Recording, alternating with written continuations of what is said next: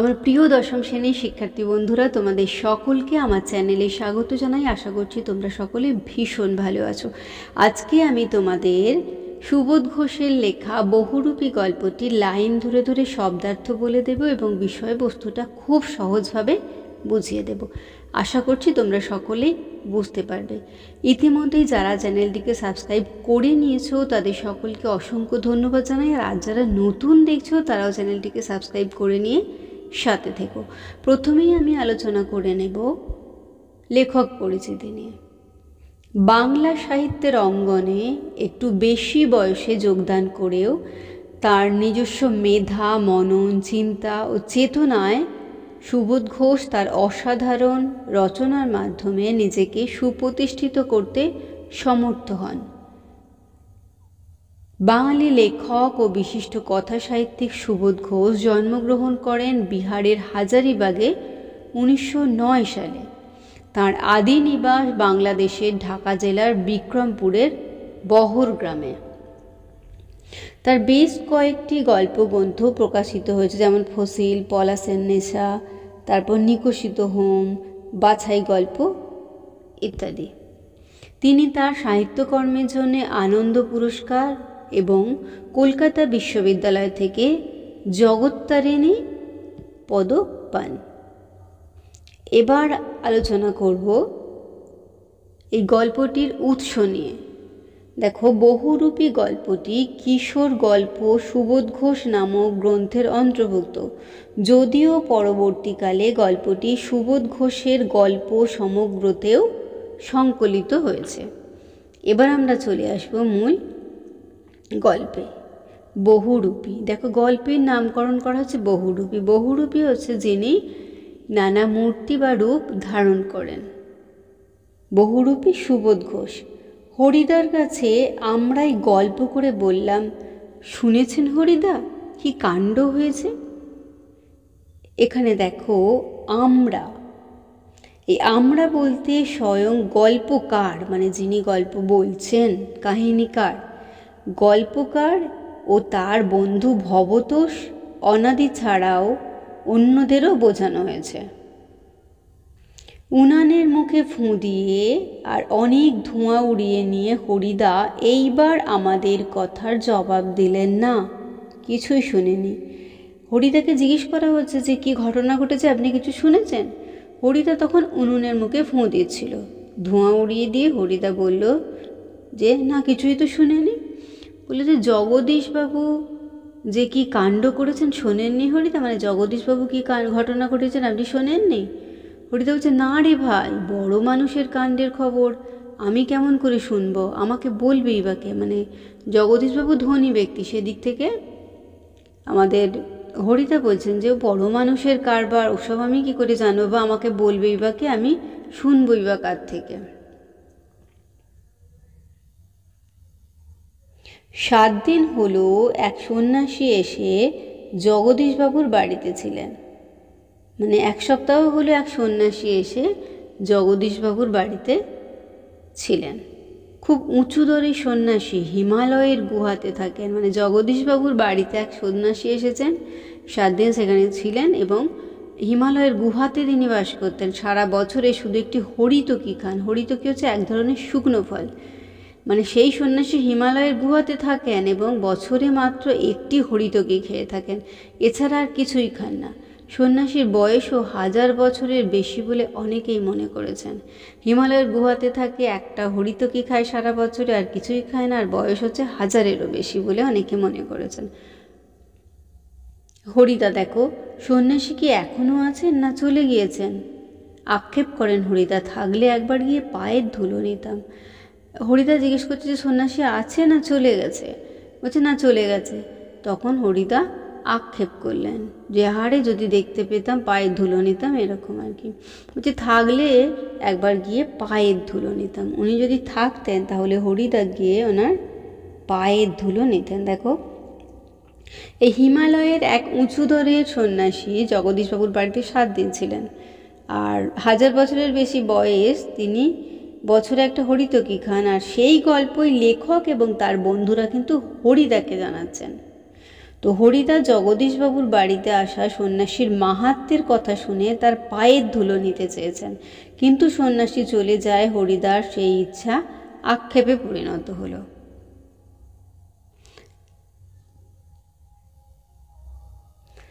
তা পেতেন না হরিদা। সে ভয়ানক দুর্লভ জিনিস, দুর্লভ জিনিস মানে যা সহজে পাওয়া যায় না বা সহজে লাভ করা যায় না। শুধু ওই একা জগদীশবাবু ছাড়া আর কাউকেই পায়ের ধুলো নিতে দেননি সন্ন্যাসী। বলছে একমাত্র জগদীশবাবুই শুধুমাত্র পায়ের ধুলো নিতে পেরেছেন, আর কিন্তু কেউ পায়ের ধুলো নিতে পারেননি। এতই দুর্লভ জিনিস যেটা সহজে লাভ করা যায় না। হরিদা বলছে কেন? জগদীশবাবু একজোড়া কাঠের খড়ম বলতে দেখো কাঠের যে পাদুকা হয়, জুতোর মতো পায়ে পড়ে আর কি, কাঠের সোনার বোল লাগিয়ে সন্ন্যাসীর পায়ের কাছে ধরলেন। জগদীশবাবু কী করলেন, ওই পায়ের ধুলো নেবেন বলে একটা কাঠের পাদুকা তৈরি করে সন্ন্যাসীর পায়ের কাছে ধরলেন, আর তাতে সোনার বোল লাগানো। তখন বাধ্য হয়ে সন্ন্যাসী পায়ে গিয়ে দিলেন, নতুন খড়ম পড়লেন, আর সেই পাকে জগদীশবাবু পায়ের ধুলো নিয়েছিলেন। আর সেইভাবে এই জগদীশবাবু কী করলেন, তার পায়ের ধুলোটা টুক করে এমনি নিয়ে নিয়েছেন, যেন জুতোটা পরার জন্য এই পাটা বাড়িয়েছেন আর কি। হরিদা বলছে বাহ, এ তো বেশ মজার ব্যাপার। হরিদা বলছেন বাহ, এ তো বেশ মজার ব্যাপার। হ্যাঁ, তাছাড়া সন্ন্যাসীকে বিদায় দেওয়ার সময় জগদীশবাবু 100 টাকার একটা নোট জোর করে সন্ন্যাসীর ঝোলার ভেতর ফেলে দিলেন। সন্ন্যাসী হাসলেন আর চলে গেলেন। মানে চলে যাওয়ার সময় জগদীশবাবু জোর করে একটা 100 টাকার নোট তার ঝোলার মধ্যে ফেলে দিলেন। সন্ন্যাসী কিন্তু হাসতে হাসতে সেটা নিয়ে সেখান থেকে চলেও গেলেন। দেখো, মজার ব্যাপারটি হলো সর্বত্যাগী সন্ন্যাসীর পায়ের ধুলো দুর্লভ হলেও কাঠের খড়মে সোনার বোল লাগিয়ে তার পায়ের কাছে ধরতেই তিনি পা বাড়িয়ে দিলেন। সেই ফাঁকে জগদীশবাবু পায়ের ধুলো নিলেন। এই ঘটনাগুলো সব শুনে হরিদা বলছে বাহ, বেশ তো মজার ব্যাপার। হ্যাঁ, তাছাড়া সন্ন্যাসীকে বিদায় দেওয়ার সময় জগদীশবাবু 100 টাকার নোট জোর করে সন্ন্যাসী ঝোলার ভেতরে দিয়ে দিলেন। সন্ন্যাসী হাসতে হাসতে নিয়ে চলে গেলেন। এই গল্প শুনে খুব গম্ভীর হয়ে গেলেন হরিদা, অনেকক্ষণ চুপ করে রইলেন। আমরা কি বলছি বা না বলছি সেদিকে কিন্তু হরিদার যেন কানে নেই। মানে সর্বত্যাগী সন্ন্যাসী সোনার বোল লাগানো এই যে কাঠের খড়ম এবং 100 টাকা নোট পেয়ে তৃপ্তির হাসি হাসেন, এ কথা শুনে হরিদার বিশ্বাস কিন্তু টলে যায়। তিনি আরও গম্ভীর হয়ে যান। মানে সন্ন্যাসী মানে তো সে সর্বত্যাগী, অথচ ওই কাঠের যে পাদুকা তাতে সোনার বোল লাগানো খড়ম সেটা পড়ছেন, 100 টাকা নোট নিয়ে হেসে চলে যাচ্ছে। তার মানে এসব ভেবেই আর কি বিশ্বাসটা আর হরিদার থাকছে না। তখন তিনি একটু গম্ভীর হয়ে গেলেন। তারপরেতে দেখো অনেকক্ষণ চুপ করে রইলেন। আমরা কি বলছি না বলছি সেদিকে হরিদার কোনো কানই নেই। হরিদার উনানের আগুন তখন বেশ গনগনে হয়ে জ্বলছে। আমাদের চায়ের জন্য 1 হাঁড়ি ফুটন্ত জল নামিয়ে দিয়ে হরিদা তার ভাতের হাঁড়িটাকে উনানে চড়ালেন। মানে হরিদা ওই উনুনের আগুনটা গনগনে আগুন হয়েছে, আমাদের চায়ের জন্য 1 হাঁড়ি ফুটন্ত জল তা থেকে নামিয়ে দিয়ে তখন হরিদা কী করলেন, তার খাবার জন্য উনুনে মানে ভাতের জন্য হাঁড়িটা আবার উনুনে চড়িয়ে দিলেন। শহরের সবচেয়ে সরু এই গলিটার ভিতরে ওই ছোট্ট ঘরটাই হচ্ছে হরিদার জীবনের ঘর। আর আমাদের 4 জনের সকাল সন্ধ্যার আড্ডার ঘর। চা, চিনি আর দুধ আমরাই নিয়ে আসি, হরিদা শুধু তার উনানের আগুনের আঁচে জল ফুটিয়ে দেয়। মানে যারা যারা আড্ডা দিতে আসছে তারা কিন্তু প্রত্যেকেই কী করছে, চা, চিনি, দুধটা নিয়ে আসছে। হরিদা শুধু কী করে, উনুনের আগুনটা দিয়ে সেটাকে চা করে দেয় আর কি। হরিদা খুব গরিব মানুষ আর কি, খুবই গরিব মানুষ হরিদা। কিন্তু কাজ করতে হরিদার প্রাণের মধ্যে যেন একটা বাঁধা আছে। মানে বাঁধা ধরা নিয়মে কাজও চায় না। ইচ্ছে করলেই কোনো অফিসের কাজ কিংবা কোনো দোকানের বিক্রিওয়ালার কাজ পেয়ে যেতে পারেন হরিদা, কিন্তু ওই ধরনের কাজ হরিদার জীবনে এর পছন্দ নেই। মানে হরিদা পছন্দই করে না যে একঘেয়েমি কাজ, প্রতিদিন ঘড়ি ধরে যাওয়া। একেবারে ঘড়ির কাঁটার সামনে সময় বেঁধে দিয়ে আর নিয়ম করে নিয়ে রোজই একটা চাকরি কাজ করে যাওয়া হরিদার পক্ষে সম্ভব নয়। হরিদার উনানের হাঁড়িতে অনেক সময় শুধু জল ফোটে, ভাত ফোটে না। আর এই একঘেয়েমি অভাবটাকে সহ্য করতে হরিদার আপত্তি নেই, কিন্তু একঘেয়ে কাজ করতে ভয়ানক আপত্তি।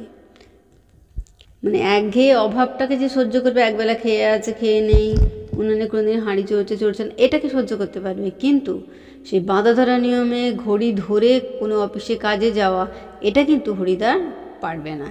এটা নীতি বিরুদ্ধ কাজ আর কি, হরিদা মানতেই পারবে না।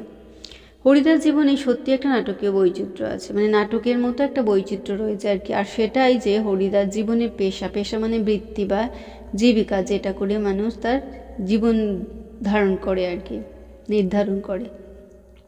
হরিদা মাঝে মাঝে বহুরূপী সেজে যেটুকু রোজগার করে তাতেই তার ভাতের হাঁড়ির দাবি মিটিয়ে দিতে চেষ্টা করে। মাঝে মাঝে সত্যিই উপোস করতে হয়, উপোস করেন হরিদা আর কি, মানে কিছু খাবার থাকে না। তারপর একদিন হঠাৎ আবার এক সকালে কিংবা সন্ধ্যায় বিচিত্র ছদ্মবেশে অপরূপ হয়ে পথে বের হয়ে পড়ে, মানে ছদ্মবেশী, মানে বহুরূপী সাজে তো, ছদ্মবেশ ধারণ করে আবার বাইরে বেরিয়ে পড়ে। কেউ চিনতে পারে না, যারা চিনতে পারে তারা 1-2 আনা বকশিস দেয়, যারা চিনতে পারে না তারা কিছুই দেয় না, কিংবা বিরক্ত হয়ে 2-1 পয়সা দিয়ে দেয়। মানে হরিদা যখন বহুরূপী সেজে রাস্তায় বেরোয় আর কি, সেটা সকালে কিংবা সন্ধ্যায় হতে পারে, মানে কেউ চিনতে পারে না। যারা চিনতে পারে তারা কি করে, 1 আনা 2 আনা বকশিস দিতে, বকশিস মানে যে খুশি হয়ে যেটা দেওয়া। যারা চিনতে পারে না তারা কিছুই দেয় না, কিংবা বিরক্ত হয়ে 2-1 পয়সা তারা দিয়েই দেয়। দেখো একদিনের ঘটনা, দেখো একদিন চকের বাস স্ট্যান্ডের কাছে ঠিক দুপুরবেলাতে একটা আতঙ্কের হল্লা বেজে উঠলো। মানে চকের বাস স্ট্যান্ডের কাছে একটা হল্লা, মানে চিৎকার চেঁচামেচি হচ্ছে।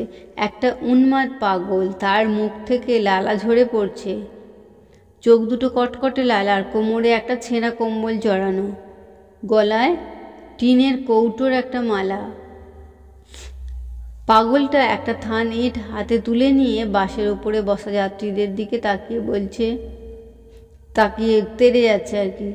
চেঁচিয়ে উঠছে যাত্রীরা, 2-1 পয়সা ফেলেও দিচ্ছে। দেখো একদিন হয়েছে কি, চকের বাস স্ট্যান্ডের কাছে দুপুরবেলায় আর কি, সবাই একটা ভয় রয়েছে, চিৎকার চেঁচামেচি হচ্ছে। মানে একটা পাগল, সে কি করেছে, মুখ দিয়ে লালাজ হয়েছে, চোখগুলো একদম কটকটে লাল, কোমরে একটা ছেঁড়া কম্বল জড়ানো, আর গায়ে টিনের কৌটোর মালা জড়ানো। পাগল একটা থান ইট নিয়ে বাসের যাত্রীরা যারা রয়েছে তাদের দিকে তেড়ে আসছে, চেঁচিয়ে উঠছে যাত্রীরা, 2-1 পয়সাও তারা কিন্তু ফেলে দিচ্ছে। একটু পরেই বাসের ড্রাইভার কাশীনাথ ধমক দেয়, খুব হয়েছে হরি, এইবার সরে পড়ো। মানে সে কিন্তু ছদ্মবেশী হরিকে কিন্তু চিনতে পেরেছে, অন্যদিকে যাও। হ্যাঁ, ওটা কি একটা বহুরূপী, মানে লোকে এতক্ষণ ভাবতে পারেনি, ভেবেছে একটা পাগল আর কি। বাসে যাত্রীরা কেউ হাসে, কেউ আবার বিরক্ত হয়, কেউ আবার বেশ বিস্মিত, মানে কেউ হাসছে, কেউ আবার বিরক্ত বোধ করছে, কেউ আবার অবাক হয়ে যাচ্ছে, সত্যি এই চমৎকার পাগল সাজতে পেরেছে এই লোকটা, মানে লোকটা কি সুন্দর পাগল সেজেছে আর কি। এতক্ষণ তো লোকে ধরতে পারেনি যে সত্যি ও পাগল সেজেছে। হরিদার জীবন এই রকম বহু রূপের খেলা দেখিয়েও একরকম চলে যাচ্ছে। আর এই শহরের জীবনে মাঝে মাঝে বেশ চমৎকার ঘটনা সৃষ্টি করেন বহুরূপী হরিদা।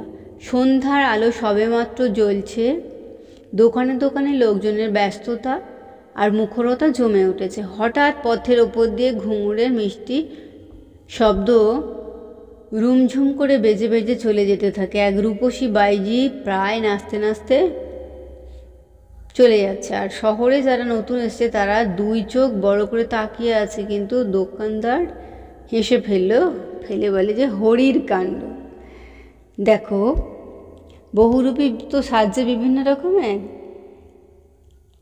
একদিন কি করেছে, পথে ঘুমুর পরে ঝমঝম করে বেরিয়েছে, এখানে বাইজি সেজেছে আর কি, রূপসী বাইজি। বাইজি মানে নিত্য ব্যবসায়ী যারা আর কি, যারা মানে এমনভাবে যাচ্ছে যে লোকে বুঝতে পারছে না। মানে শহরে যারা নতুন এসেছে তারা চোখ দুটো বড় বড় করে তাকিয়ে আছে, কিন্তু দোকানদার কিন্তু হরিদাকে বুঝতে পেরেছে। সে কি বলে সব হরির কাণ্ড। হ্যাঁ, এটা একটা বহুরূপী নাকি, কারো কারো মুগ্ধ চোখের মোহভঙ্গ, আর যেন বেশ একটু হতাশ সুরে প্রশ্ন করে ওঠে। মানে এতক্ষণ তারা উৎফুল্ল হয়ে বেশ দেখছিল আর কি, কিন্তু যাই শুনতে পেয়েছে যে এটা হচ্ছে হরি, তখন তাদের কি হলো, উৎফুল্ল ভাবটা একটু কমে গেল। এটা একটা বহুরূপী নাকি, কারো কারো মুগ্ধ চোখের মোহভঙ্গ হয়। মানে কেউ কেউ খুব মুগ্ধ দৃষ্টিতে তাকিয়েছিল, তো তাদের মোহভঙ্গ হলো, আর যেন বেশ একটু হতাশ সুরে প্রশ্ন করে ওঠে।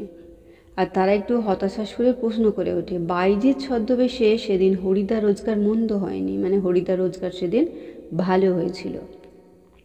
মোট 8 টাকা 10 আনা পেয়েছিলেন। আমরাও দেখেছিলাম এক একটা দোকানের সামনে গিয়ে দাঁড়াচ্ছে সেই রূপসী বাইজি, মুচকি হেসে আর চোখ টিপে একটা ফুল সাজিয়ে এগিয়ে দিচ্ছে। দোকানদারও হেসে ফেলে আর একটা সিকি তুলে নিয়ে বাইজির হাতের ফুল সাজির ওপরে ফেলে দেয়। মানে হরিদা বাইজি সেজে সেদিন 8 টাকা 10 আনা পেয়েছে। আমরা দেখলাম যে দোকানের সামনে গিয়ে সেই রূপসী বাইজি, সুন্দরী বাইজি দাঁড়াচ্ছে মুচকি হেসে আর চোখ টিপে একটা ফুল সাজি দোকানদারের দিকে এগিয়ে দিচ্ছে। দোকানদারও কী করছে, হেসে ফেলে আর একটা সিকি তুলে নিয়ে বাইজির হাতের ওই ফুল সাজির ওপরে ফেলে দিচ্ছে। কোনোদিন বাউল, কোনোদিন কাপালিক। কাপালিক হচ্ছে তন্ত্র সাধক, যে কখনো বোঁচকা কাঁধে বুড়ো, বোঁচকা মানে পোঁটলা আর কি, কাঁধে বুড়ো কাবলিওয়ালা, কখনো হ্যাট কোট প্যান্টুলন পরা ফিরিঙ্গি কেরামিন সাহেব সাজে। মানে ফিরিঙ্গি বলতে ইউরোপীয় এবং যে দেশীয় মিশ্রণে আর কি। একবার পুলিশ সেজে দয়ালবাবুর লিচু বাগানের ভেতরে দাঁড়িয়েছিলেন হরিদা। স্কুলে 4টে ছেলেকে ধরেছিলেন, ভয়ে কেঁদে ফেলেছিল ছেলেগুলো। আর স্কুলের মাস্টার এসে সেই নকল পুলিশের কাছে ক্ষমা চেয়েছিলেন, এবারের মতো মাফ করে দিন ওদের। কিন্তু 8 আনা ঘুষ নিয়ে তারপর মাস্টারের অনুরোধ রক্ষা করেছিলেন সেই নকল পুলিশ হরিদা। মানে একবার দয়ালবাবু লিচু বাগানে হরিদা পুলিশ সেজেছিলেন আর কি, আর 4জন ছেলেকে ধরেছিলেন। তারা তো ভয়ে কেঁদে একেবারে অস্থির হয়ে যায়। স্কুলের মাস্টারমশাই এসে পুলিশের কাছে ক্ষমা চায় এবং 8 আনা ঘুষ দেয়।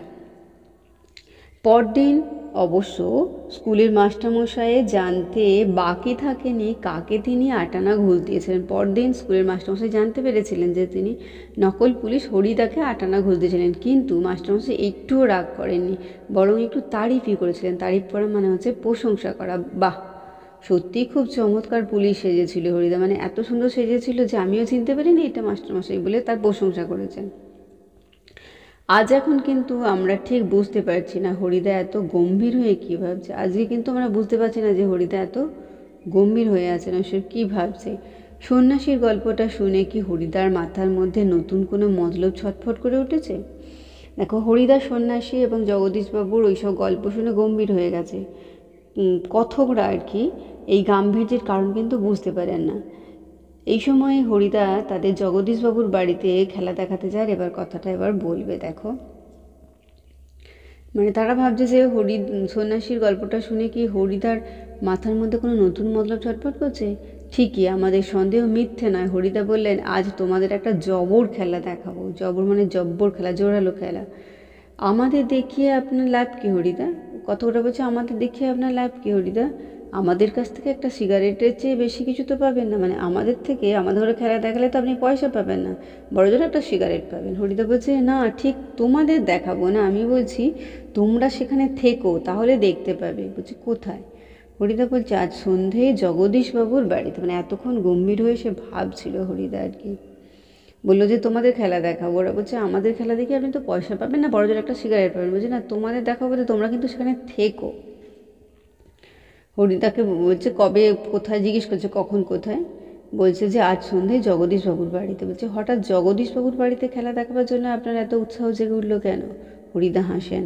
মোটা মতন কিছু আদায় করে নেব, বুঝতেই তো পারছো। পুরো দিনটা রূপ ধরে ধরে বেরিয়ে 2-3 টাকার বেশি হয় না। মানে পুরো দিনটা এই যে ছদ্মবেশে বহুরূপী সাজছে আর কি, বহুরূপী সেজেও তার কিন্তু 2-3 টাকার বেশি হয় না। একবার বাইজি সেজে অবশ্যই কিছু বেশি টাকা পাওয়া গিয়েছিল, কিন্তু ওতেই বা কী হবে?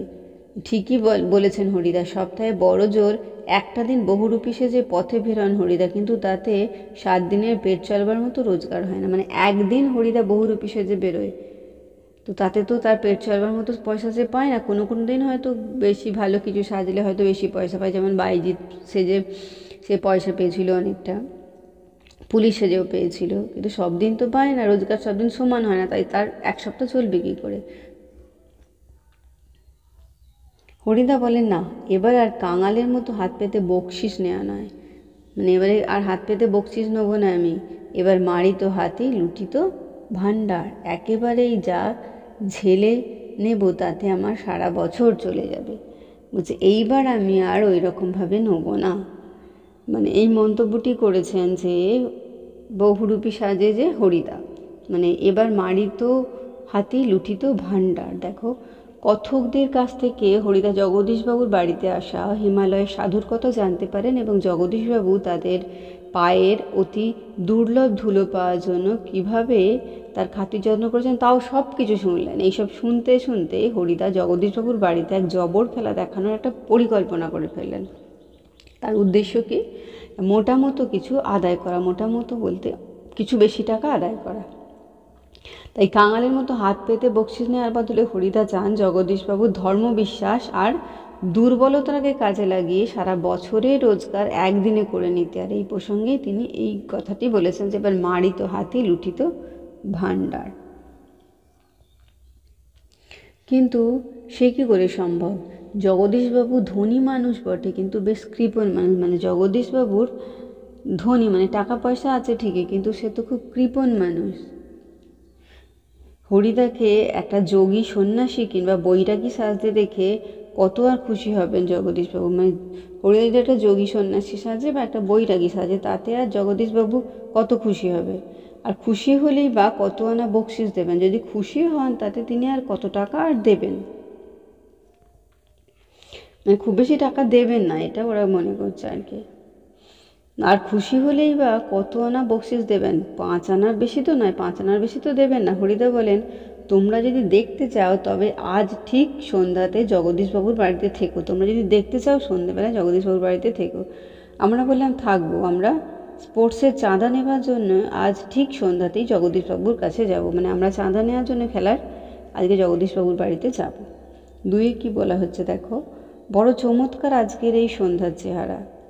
আমাদের শহরের গায়ে কতদিন তো চাঁদের আলো পড়েছে, কিন্তু আজকে কোনোদিন তো আজকের মতো এমন একটা স্নিগ্ধ ও শান্ত উজ্জ্বলতা কখনো চারিদিকে এমন সুন্দর হয়ে ফুটে ওঠেনি। মানে আজকের খুব সন্ধ্যার চেহারাটা খুব চমৎকার লাগছে।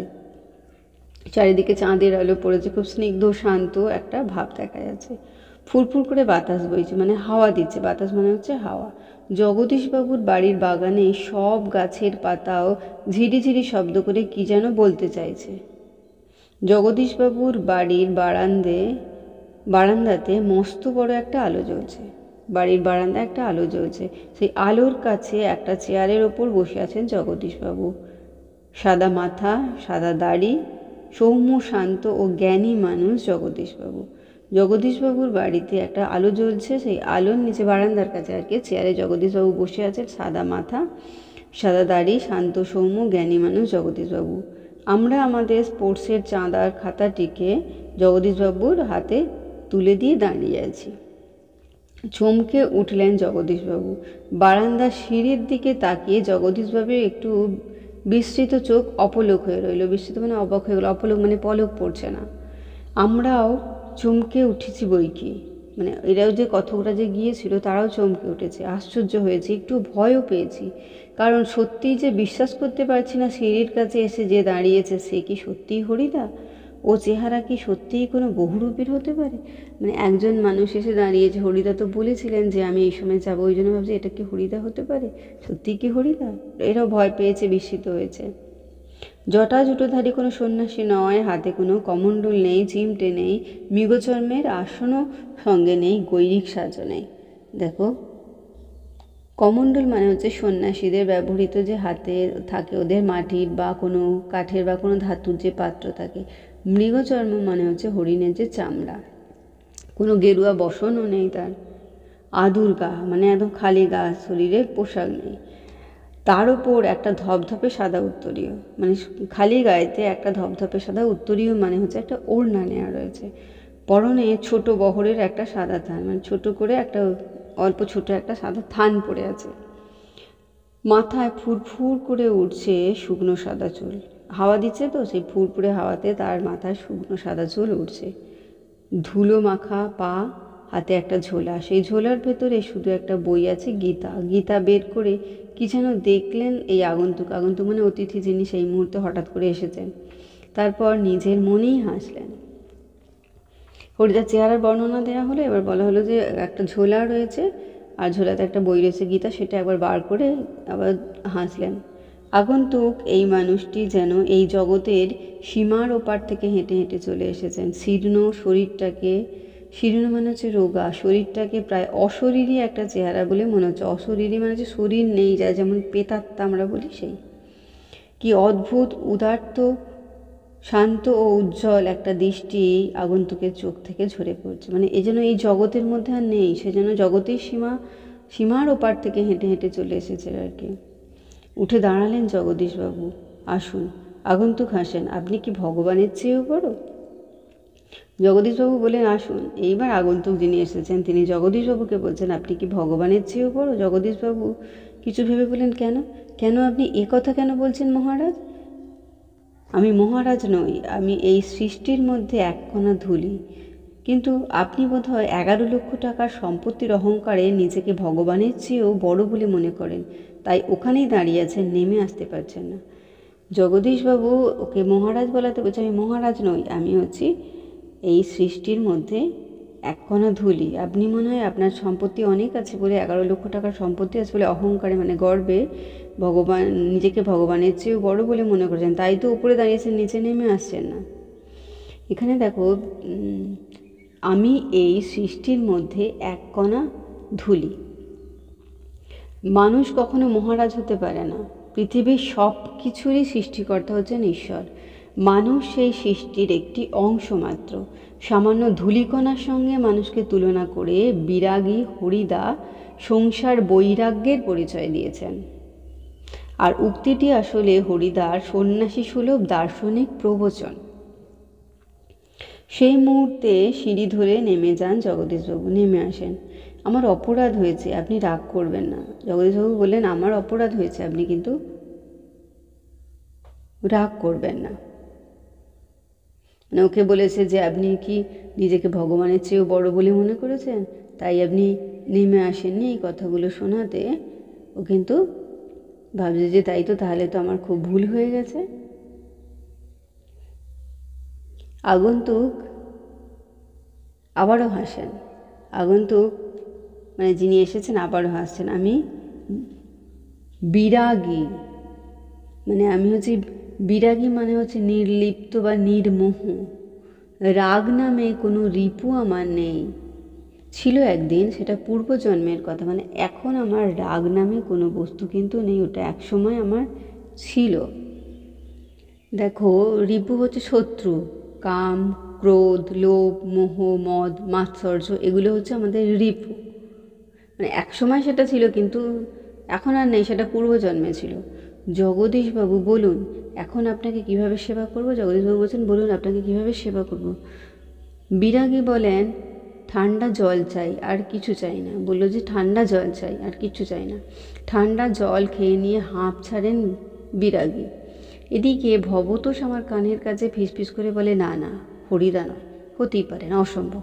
হরিদার গলার স্বর এরকমের নয়। মানে হরিদা তো সেজে আসবে বলেছে, এরা তো ঠিক বুঝতেই পারছে না যে বিরাগী আসলে কি হরিদা। মানে তার হাব ভাব, কথাবার্তা, সাজ পোশাক দেখে এরা কিন্তু ভাবছেই না যে এটা হরিদা হতে পারে। ওই জন্যে ভবতোষ ফিসফিস করে আমার কানের কাছে এসে বলে, না না, এটা হরিদা হতে পারে না, অসম্ভব, হরিদার গলার স্বর এরকমই নয়। বিরাগী বলেন, পরম সুখ কাকে বলে জানেন? সব সুখের বন্ধন থেকে মুক্ত হয়ে যাওয়া, মানে সমস্ত সুখ থেকে মুক্ত হয়ে যাওয়াটাকেই বলা হচ্ছে পরম সুখ। ভবতোষের কানের কাছে মুখ এগিয়ে নিয়ে অনাদি বলেন, শুনছো তো, এসব ভাষা কি হরিদার মুখের ভাষা হতে পারে? মানে ভবতোষও প্রথমে কিন্তু বিশ্বাস করছে না যে এটা হরিদা, তেমনি আবার অনাদিও সেই একই কথা, যে এইসব কি ভাষা হরিদা জানে নাকি? কি ভাষা বলছে বুঝতে পারছ? জগদীশবাবু ততক্ষণে সিঁড়ির ওপরে বসে পড়েছেন। বোধহয় বিরাগীর পা স্পর্শ করার জন্যে তার হাত দুটো ছটফট করতে শুরু করেছে। জগদীশবাবু বললেন, আমার এখানে কয়েকটা দিন থাকুন বিরাগীজি, আপনার কাছে এটা আমার প্রাণের অনুরোধ। 2 হাত জোর করে বিরাগীর মুখের দিকে তাকিয়ে থাকেন জগদীশবাবু। বিরাগী হাসেন। বাইরের খোলা আকাশ থাকতে আর ধরিত্রীর মাটিতে স্থান থাকতে আমি এক বিষয়ী দালান বাড়ি ঘরে থাকবো কেন বলতে পারেন? মানে জগদীশবাবু তাকে বলছে যে কদিন এখানে আপনি থেকে যান, এটা আমার প্রাণের অনুরোধ। হাত জোর করে বিরাগীর মুখের দিকে তাকিয়ে থাকেন জগদীশবাবু। বিরাগী বলেন, সারা পৃথিবী রয়েছে, খোলা আকাশ রয়েছে, আপনি একজন বিষয়ী মানুষ, আপনার বাড়িতে থাকবো কেন, সেটা কি সম্ভব, বলছে আর কি। বিরাগীজি জগদীশবাবুর গলার স্বরের আবেদন করুণ হয়ে ছলছল করছে, মানে খুব করুণভাবেই সে কিন্তু আবেদন জানাচ্ছে। বিরাগী বলেন, না, আপনার এখানে জল খেয়েছি এই যথেষ্ট, পরমাত্মা আপনার কল্যাণ করুন, পরমাত্মা মানে ঈশ্বর, ভগবান, কিন্তু আপনার এখানে থাকা আমার পক্ষে সম্ভব নয়। আমি আপনার এখানে জল খেয়েছি এটা যথেষ্ট, কিন্তু আপনার এখানে থাকতে আমি কিন্তু পারবো না। জগদীশবাবু বলছে, তবে অন্তত একটু কিছু আজ্ঞা করুন। যদি আপনাকে কোনো বিরাগী বলছে, না না, আমি যার কাছে পড়ে আছি তিনি আপনার চেয়ে কিছু কম নন, মানে ঈশ্বরের কথা বলা হচ্ছে, কাজেই আপনার কাছে আমার তো কিছু চাইবার দরকার হয় না, মানে আপনার থেকে আমার কিছু নেবারই দরকার নেই। জগদীশবাবু দেখো, তবে কিছু উপদেশ শুনিয়ে যান বিরাগী, যে নইলে আমি শান্তি পাবো না, মানে আমাকে কিছু উপদেশ আপনি শুনিয়ে যান, না হলে আমি শান্তি পাবো না। বিরাগী বলছেন যে ধন জন যৌবন কিছুই নয় জগদীশবাবু, ওসব হচ্ছে সুন্দর সুন্দর এক একটা বঞ্চনা। মন প্রাণে সব আকাঙ্ক্ষা নিয়ে শুধু সেই একজনের আপন হতে চেষ্টা করুন, যাকে পেলে এই সৃষ্টির সব ঐশ্বর্য পাওয়া হয়ে যায়। আচ্ছা, আমি চলি। বলছে যে হরিতা তো বিরাগী সেজেছেন, বিরাগী হলেন সংসার ত্যাগী সর্বমোহমুক্ত যারা সিদ্ধ পুরুষ, তাদের কাছে এই জাগতিক সুখ সমৃদ্ধির কোনো মূল্য নেই। ধন জন যৌবন এগুলি মানুষের চিত্তকে চঞ্চল করে, মানে মনকে চঞ্চল করে, আর সেসব পাওয়ার নেশায় মানুষ অসহিষ্ণু হয়ে ওঠে। মানে প্রাপ্তির পরও লোভের কিন্তু প্রশমন হয় না বা প্রশমিত হয় না, আরও পাবার আকাঙ্ক্ষা তৈরি হয়। তাই ওগুলোকে বিরাগী মানে হরিতা বলেছেন যে ওগুলো হচ্ছে এক একটা বঞ্চনা। তারপরে কি বলছে দেখো, জগদীশবাবু বলেন, আপনি একটা মিনিট থাকুন বিরাগীজি। সিঁড়ির ওপরে অচঞ্চল হয়ে একটা মিনিট দাঁড়িয়ে রইলেন বিরাগী। আজকে চাঁদের আলোর চেয়ে স্নিগ্ধ হয়ে এক জ্যোৎস্না যেন বিরাগীর চোখ থেকে ঝরে পড়ছে। ভব তো ফিস করে, না না, ওই চোখ কি হরিদার চোখ হতে পারে, অসম্ভব। মানে ওরা কিন্তু যত শুনছে তত অবাক হয়ে যাচ্ছে, বলছে ওই চোখ কি হরিদার হতে পারে, না না, অসম্ভব, এ হরিদা নয়। জগদীশবাবুর হাতের একটা থলির ভিতরে নোটের দ্বারা মানে টাকা নিয়ে এসেছেন। বিরাগীর পায়ের কাছে থলিটা রেখে দিয়ে ব্যাকুল স্বরে প্রার্থনা করেন জগদীশবাবু, এই প্রণামী মানে দক্ষিণা, এই সামান্য 101 টাকা, এই সামান্য 101 টাকা গ্রহণ করে আমাকে শান্তিদান করুন বিরাগীজি, আপনার তীর্থভ্রমণের জন্য এই টাকা আমি দিলাম। একটা নোটের তাড়া নিয়ে এসে তাকে বলল যে 101 টাকা দিলাম, প্রণামী হিসেবে রাখুন, আপনি তীর্থভ্রমণ করেন তো তার জন্য দিলাম। বিরাগী হাসেন, আমার বুকের ভেতরেই যে সব তীর্থ, বলছেন যে আমার বুকের মধ্যেই তো সব তীর্থ, ভ্রমণ করে দেখার তো কোনো দরকার নেই। জগদীশবাবু, আপনার অনুরোধ আমার অনুরোধ বিরাগীজি, মানে জগদীশবাবু বলছেন আর কি, যে আমার অনুরোধ বিরাগীজি। বিরাগী বলেন, আমি যেমন অনায়াসে ধুলো মারিয়ে চলে যেতে পারি, তেমনই অনায়াসে সোনা মারিয়েও যেতে পারি। মানে আমাকে টাকা পয়সা দিয়ে কী হবে, আমার বুকের মধ্যেই তো তীর্থ রয়েছে, তাহলে আবার তীর্থ দেখার জন্য যাওয়ার দরকার, কী দরকার আছে। মানে আমি যেমন অনায়াসে ধুলো মারিয়ে যেতে পারি, তেমনি আবার অনায়াসে আমি সোনা মারিয়েও যেতে পারি। তার মানে উনি বোঝাতে চাইছেন যে আমি তো সন্ন্যাসী মানুষ, আমার কোনো কিছুর প্রতি লোভ লালসা নেই, তাই আমি যেমন ধুলোকে মারিয়েও যেতে পারি, তেমনি আমি আবার সোনা মারিয়েও যেতে পারি। মানে হরিদা প্রকৃত বিরাগীর মতো সব কিছুকে প্রত্যাখ্যান করছেন। লোভ তার রূপান্তরিত হয়ে যাচ্ছে ত্যাগে। মানে বিরাগীর আদর্শভূমিতে দাঁড়িয়ে হরিদা ঘোষণা করেছেন যে তার কাছে ধুলোর মতো সোনাও কিন্তু তুচ্ছ। মানে চরিত্রের সঙ্গে একাত্মতা, পেশাদারিত্বকে পরাজিত করে ত্যাগের জীবনাদর্শনকে কিন্তু এখানে হরিদা তুলে ধরেছেন।